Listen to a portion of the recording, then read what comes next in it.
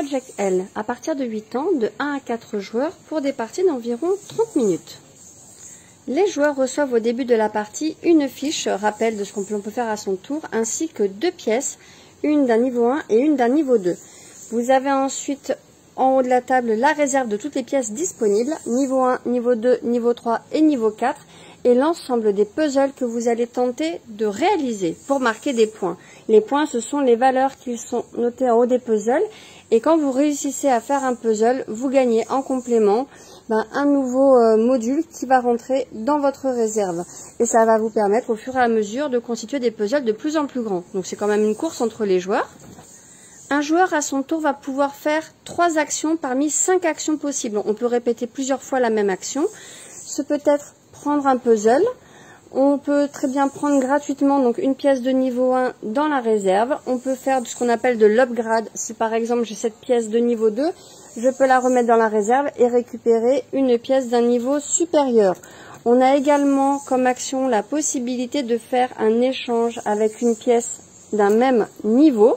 Donc ça c'est possible dans les actions.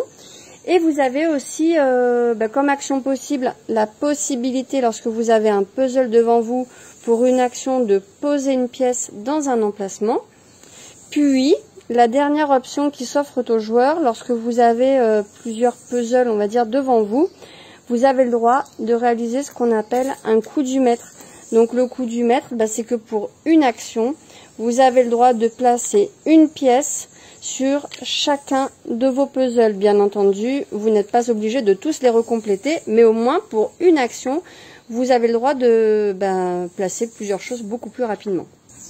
Lorsqu'un puzzle est terminé, le joueur récupère dans sa réserve les pièces qu'il a utilisées pour faire le puzzle. Il reçoit donc son jeton bonus et il vient mettre cette tuile qui lui rapportera un point en fin de partie sur le côté de sa fiche. N'oubliez pas, quand un joueur récupère une tuile, tout de suite on remplace en mettant une nouvelle.